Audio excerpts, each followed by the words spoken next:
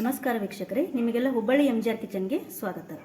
ನಾವಿವತ್ತು ಒಂದು ಸ್ಪೆಷಲ್ ಆದಂಥ ಬಿರಂಜಿ ರೈಸ್ನ ಯಾವ ರೀತಿ ಮಾಡೋದು ಅಂತ ತೋರಿಸ್ಕೊಡಕತ್ತೀವಿ. ಈ ಬಿರಂಜಿ ರೈಸ್ ಜೊತೆಗೆ ಒಂದು ಗ್ರೇವಿ ಮತ್ತು ಮಜ್ಜಿಗೆ ಸಾರನ್ನು ಕೂಡ ಮಾಡ್ಕೊಂಡ್ರೆ ಭಾಳ ರುಚಿಯಾಗಿರ್ತೈತಿ. ಹಾಗಾದರೆ ಈ ರೆಸಿಪಿಗಳನ್ನ ಯಾವ ರೀತಿ ಮಾಡೋದಂತ ಈಗ ನೋಡೋಣ ಬರ್ರಿ. ಈಗ ಬಿರಂಜಿ ರೈಸ್ ಮಾಡೋಕೆ ಏನೇನು ಐಟಮ್ ಬೇಕು ಅನ್ನೋದು ನೋಡ್ಕೊಳ್ಳೋಣ. ಫಸ್ಟ್ ಇಲ್ಲಿ 3 ಗ್ಲಾಸ್ನಷ್ಟು ಅಕ್ಕಿ ತೊಗೊಂಡು ನೀರಾಗಿ ನೆನೆಕ್ಕೆ ಇಟ್ಕೊಂಡಿವಿ. ಫಸ್ಟ್ ಒಂದು 10 ನಿಮಿಷ ನೆನೆಕ್ಕೆ ಇಟ್ಕೋಬೇಕು, ಅಂದರೆ ಸಾಫ್ಟಾಗಿ ಬರ್ತದೆ ರೈಸ್. ನಾವು ಇದನ್ನೆಲ್ಲ ಒಗ್ಗರಣೆ ಹಾಕೊಳ್ಳೋದ್ರೊಳಗೆ ನೆನಿತೈತೆ ಅದು. ಇಲ್ಲಿ 3 ಗ್ಲಾಸ್ನಷ್ಟು ಅಕ್ಕಿ ತೊಗೊಂಡಿವಿ.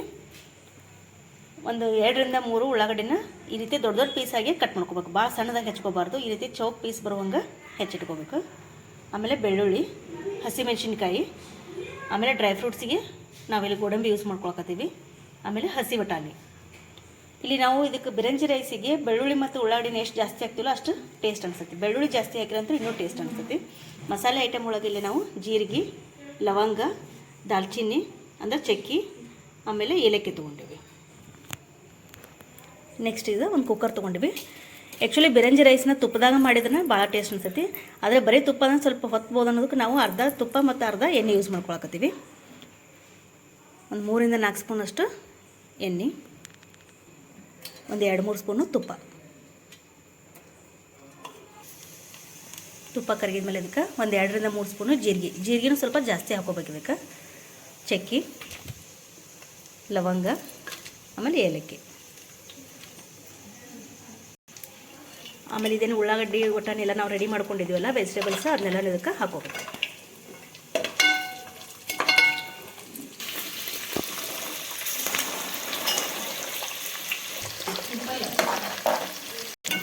ಇದು ಉಳ್ಳಾಗಡ್ಡೆ ಎಲ್ಲ ಸ್ವಲ್ಪ ಗೋಲ್ಡನ್ ಬ್ರೌನ್ ಆಗುವಂಗೆ ಫ್ರೈ ಮಾಡ್ಕೋಬೇಕು. ಇದನ್ನು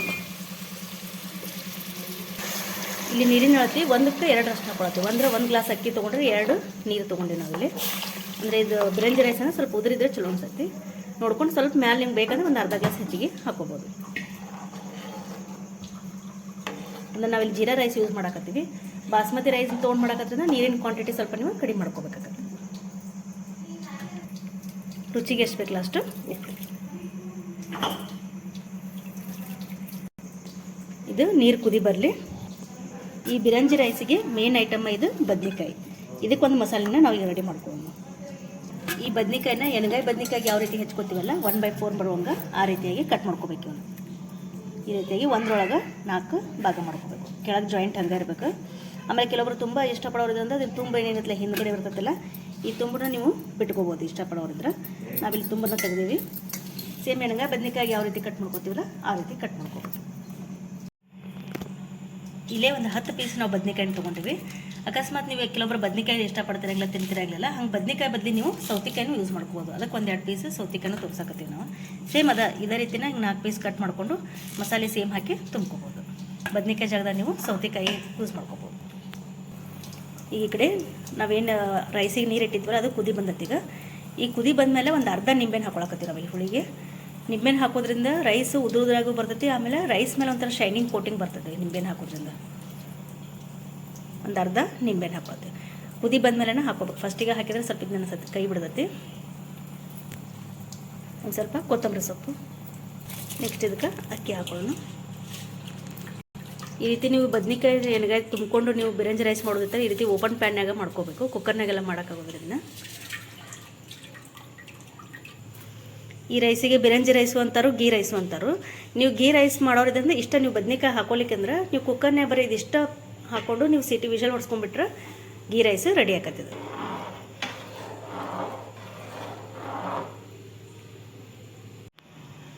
ಬದ್ನಿಕಾಯಿ ಒಳಗೆ ಮಸಾಲೆ ರೆಡಿ ಮಾಡ್ಕೊಂಡಿದ್ದ ಇಲ್ಲೇ ಒಣ ಕೊಬ್ಬರಿ ಪುಡಿ ತೊಗೊಂಡು ನಾವು ಇಲ್ಲಿ ಒಣ ಕೊಬ್ಬರಿ ಪುಡಿಯವ್ರು ತೊಗೋಬೋದು ಅಥವಾ ಹಸಿ ಕೊಬ್ಬರಿ ಪೌಡ್ರ್ ತೊಗೋಬೋದು. ಇದನ್ನು ಒಣ ಕೊಬ್ಬರಿ ತೊಗೊಂಡ್ರೆ ಸ್ವಲ್ಪ ಎಣ್ಣೆ ನೆನೆಸುತ್ತೆ ಗ್ರೇವಿ ಅಂತೇಳಿ. ಆಮೇಲೆ ಇದು ಶೇಂಗಾ ಪೌಡ್ರ್, ಅಂದ್ರೆ ಶೇಂಗಾನ ಹುರಿದು ಈ ರೀತಿಯಾಗಿ ಪೌಡ್ರ್ ಮಾಡ್ಕೊಂಡಿವಿ. ಒಣ ಕೊಬ್ಬರಿ, ಶೇಂಗಾ ಪುಡಿ, ಆಮೇಲೆ ಗುರಳ್ ಅಂತ ಬರ್ತದಲ್ಲ ಅದನ್ನು ಸ್ವಲ್ಪ ಹುರ್ಕೊಂಡು ಪುಡಿ ಮಾಡ್ಕೋಬೇಕು ಈ ರೀತಿ. ಅದಕ್ಕೆ ನೀವು ಬೆಂಗಳೂರು ಸೈಡೆಲ್ಲ ಉಚ್ಚೆಳು ಅಂತಿರಲ್ಲ, ನಮ್ಮ ಕಡೆ ಎಲ್ಲ ಗುರಳ್ ಅಂತೀವಿ ನಾವು. ಗುರಳು, ಶೇಂಗಾ ಪುಡಿ, ಕೊಬ್ಬರಿ ಪುಡಿ. ಆಮೇಲೆ ಇಲ್ಲಿ ಖಾರಕ್ಕೆ ಸ್ವಲ್ಪ ಹಸಿಮೆಣಸಿನ್ಕಾಯಿ ಪೇಸ್ಟ್ ಹಾಕೊಳ್ತೀವಿ. ಖಾರ ನೋಡ್ಕೊಂಡು ಹಾಕೋರಿ, ಯಾಕಂದ್ರೆ ರೈಸ್ನಾಗೂ ನಾವು ಮೆಣಸಿನ್ಕಾಯಿ ಹಾಕಿರ್ತೀವಲ್ಲ. ಯಾಕಂದರೆ ಈ ಬದ್ನಿಕಾಯಿನ ಸ್ಟಫ್ ಮಾಡಿ ನಾವು ಅಲ್ಲಿ ಯೂಸ್ ಮಾಡ್ಕೋತೀವಿ. ಈಗ ಅದಕ್ಕೆ ಖಾರಕ್ಕೆ ನಿಮಗೆ ಎಷ್ಟು ಬೇಕಲ್ಲ ಅಷ್ಟು ನೋಡಿಕೊಂಡು ಹಸಿ ಖಾರ, ಆಮೇಲೆ ಕೊತ್ತಂಬರಿ ಸೊಪ್ಪು, ಆಮೇಲೆ ಸಣ್ಣಂಗೆ ಹೆಚ್ಚಿದ್ದು ಉಳ್ಳಾಗಡ್ಡಿ, ಒಂದು ಉಳ್ಳಾಗಡ್ಡಿನ ಸಣ್ಣಂಗೆ ಹೆಚ್ಚಿಟ್ಕೊಂಡ್ವಿ. ಒಂದು ಸ್ವಲ್ಪ ಅರಿಶಿನ ಪುಡಿ, ರುಚಿಗೆ ಎಷ್ಟು ಬೇಕಲ್ಲ ಅಷ್ಟು ಉಪ್ಪು, ಅಂದರೆ ಮಸಾಲೆಗೆ ಎಷ್ಟು ಬೇಕಲ್ಲ ಅಷ್ಟು ನೋಡ್ಕೊಂಡು ಉಪ್ಪು ಹಾಕೊಂಡು, ರೈಸ್ನಾಗೆಲ್ಲ ಆಗಿರ್ತದೆ ಈಗ ಆಲ್ರೆಡಿ. ಹುಳಿಗೆ ಒಂದು ಸ್ವಲ್ಪ ನಿಂಬೆಹಣ್ಣು ಹಾಕ್ಕೊಳ್ತೀವಿ, ಒಂದು ಸ್ವಲ್ಪ ಸಕ್ಕರೆ. ಈ ರೀತಿ ಚೆಂದಂಗೆ ಕೈ ಒಳಗನೆ ಕಿವುಚಿ ಎಲ್ಲ ಮಸಾಲೆನ ಮಿಕ್ಸ್ ಮಾಡ್ಕೋಬೇಕು. ಇಲ್ಲೇ ನೀರು ಹಾಕ್ಕೊಳಂಗಿಲ್ಲ, ಹಂಗೆ ಡ್ರೈ ಆಗಿ ಪೌಡ್ರನ್ನೆಲ್ಲ ಈ ರೀತಿ ಕಲಿಸ್ಕೋಬೇಕು. ಉಪ್ಪು ಸಕ್ಕರೆ ಏನು ಹಾಕಿರ್ತೀವಲ್ಲ ಅದರೊಳಗನೆ ಇದು ಸ್ವಲ್ಪ ನೀರು ಬಿಟ್ಕೊಂಡ್ಬಿಟ್ಟಿರ್ತೈತಿ. ಈ ಬಣ್ಣ ಪೌಡ್ರನ್ನ ಈ ರೀತಿ ಬದ್ನಿಕಾಯಿ ಒಳಗೆ ಸ್ಟಫ್ ಮಾಡ್ಕೋಬೇಕು.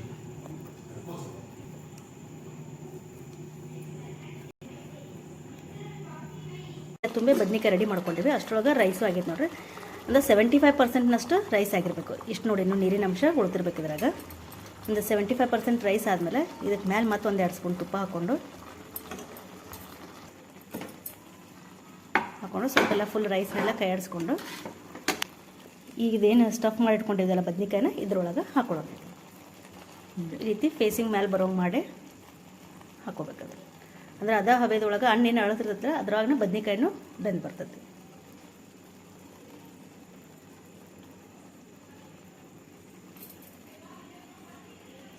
ಈ ರೀತಿ ಬದ್ನಿಕಾಯಿ ಎಲ್ಲ ಫುಲ್ಲು ಇದ್ರೊಳಗೆ ಮುಳುಗ್ಬೇಕು ನೋಡ್ರಿ. ಈ ರೀತಿಯಾಗಿ ಅವನ್ನ ಸೆಟ್ ಮಾಡ್ಕೋಬೇಕು. ಈಗ ಅದನ್ನ ಫ್ಲೇಮ್ನ ಲೋ ಮಾಡಿಕೊಂಡು ಮ್ಯಾಗ ಒಂದು ಪ್ಲೇಟ್ ಮುಚ್ಚಿಟ್ಬಿಟ್ರೆ ರೈಸ್ನೂ ಮುಗೊಳ್ತೈತಿ, ಆಮೇಲೆ ಬದ್ನಿಕಾಯಿನೂ ಬೆಂದು ಬಿಡ್ತಾವೆ.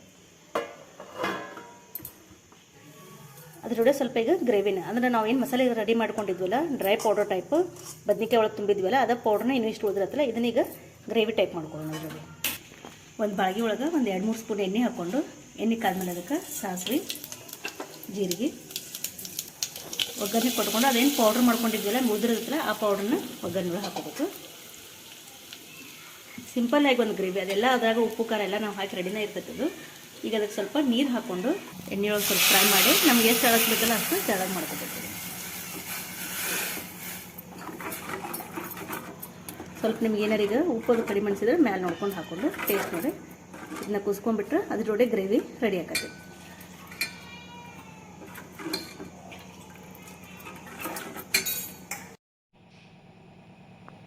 ಈ ಬಿರಂಜಿ ರೈಸ್ ಜೊತೆ ಸಿಂಪಲಾಗಿ ಒಂದು ಮಜ್ಜಿಗೆ ಸಾರು ಮಾಡ್ಕೊಳ್ಳೋಣ. ಈಗ ಇಲ್ಲೇ ಗಟ್ಟಿಯಾದಂಥ ಮಜ್ಜಿಗೆ ತೊಗೊಂಡಿವಿ. ಇಲ್ಲಿಗೆ ಇದಕ್ಕೆ ರುಬ್ಕೊಳಕ್ಕಲ್ಲಿ ಹಸಿ ಕೊಬ್ಬರಿ,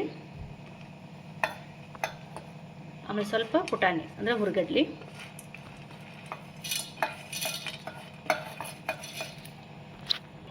ಖಾರಕ್ಕೆ 1-2 ಹಸಿಮೆಣಸಿನ್ಕಾಯಿ, ಬೆಳ್ಳುಳ್ಳಿ, ಕರಿಬೇವು, ಆಮೇಲೆ ಜೀರಿಗೆ, ಇದಿಷ್ಟನ್ನು ಹಾಕಿ ಸಣ್ಣಂಗೆ ರುಬ್ಕೋಬೇಕು. ಪೂರ್ತಿ ಚಟ್ನಿ ಹೆಂಗೆ ಮಾಡ್ತೀವಿ ಹಂಗೆ ಪೂರ್ತಿ ನೈಸಾಗಿ ಬರುವಂಗೆ ರುಬ್ಕೋಬೇಕು.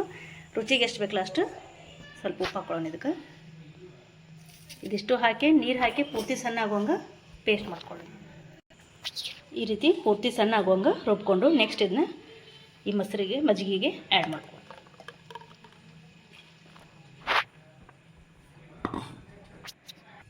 ಮೇಲೆ ಗಾರ್ನಿಷಿಂಗಿಗೆ ಸ್ವಲ್ಪ ಕೊತ್ತಂಬರಿ ಸೊಪ್ಪು. ಇಷ್ಟ ಸಿಂಪಲ್ಲಾಗಿರೋ ಮಜ್ಜಿಗೆ ಸಾರು ಮಾಡ್ಕೋಬೋದು. ಇಲ್ಲಕಂದ್ರೆ ನೀವು ಇಷ್ಟ ಇದ್ದರೆ ಅದಕ್ಕೆ ಮೇಲೆ ಸ್ವಲ್ಪ ಹಿಂಗೆ ಒಗ್ಗರಣೆ ಹಾಕೋಬೋದು. ಹಿಂಗೆ ಅಥವಾ ಸಣ್ಣಂಗೆ ಹೆಚ್ಚು ಉಳ್ಳಾಗಡ್ಡೆ ಒಗ್ಗರಣೆ ಹಾಕೋಬೋದು. ನಿಮ್ಗೆ ಯಾವ ರೀತಿ ಬೇಕಾದ್ರೆ ಅದನ್ನ ಮಾಡ್ಬೋದು. ಬೇಸಿಕಲಿ ಇಷ್ಟು ಮಜ್ಜಿಗೆ ಸಾರನ್ನ ಮಾಡ್ಕೊಂಡಿರ್ತೀವಿ ನಾವು ಬಿರಂಜಿ. ಈಗಿದ ಹಬೆ ಒಳಗೆ ಬದ್ನಿಕಾಯಿನೂ ಬೆಂದು ರೈಸ್ ರೆಡಿ ಆಗೈತೆ ನೋಡ್ರಿ. ಈ ರೀತಿ ನೋಡಿರಿ ಬದ್ನಿಕಾಯಿ ಬೆಂದದನ್ನು ನಿಮಗೆ ಗೊತ್ತಾಗತ್ತೆ. ಕಲರು ಚೇಂಜ್ ಆಗಿರುತ್ತೆ. ಆಮೇಲೆ ಸ್ವಲ್ಪ ಕೈಲೇ ನೀವು ಒತ್ತು ನೋಡಿದ್ರೆ ಬದ್ನಿಕಾಯಿ ಬೆಂದದ್ದು ಗೊತ್ತಾಗತ್ತೆ. ಈಗ ಬಿರಂಜಿ ರೈಸ್ ರೆಡಿ ಆಗೈತೆ. ಬಿಸಿ ಬಿಸಿಯಾದಂಥ ಬಿರಂಜಿ ರೈಸ್, ಗ್ರೇವಿ ಮತ್ತು ಮಜ್ಜಿಗೆ ಸಾರು ರೆಡಿ ಆಗೈತಿ. ಈ ರೆಸಿಪಿನ ಒಂದ್ಸಲ ಟ್ರೈ ಮಾಡಿ ನೋಡಿರಿ. ನಮ್ಮ ರೆಸಿಪಿ ನಿಮಗೆ ಇಷ್ಟ ಆಗಿದ್ದರೆ ಲೈಕ್ ಮಾಡಿರಿ, ಶೇರ್ ಮಾಡಿರಿ, ಹಾಗೂ ನಮ್ಮ ಚಾನಲ್ನ ಸಬ್ಸ್ಕ್ರೈಬ್ ಮಾಡಿರಿ. ಮತ್ತು ಮುಂದಿನ ವೀಡಿಯೋದಾಗ ಇನ್ನೊಂದು ರೆಸಿಪಿ ಜೊತೆ ಭೇಟಿ ಆಗೋಣ. Thank you.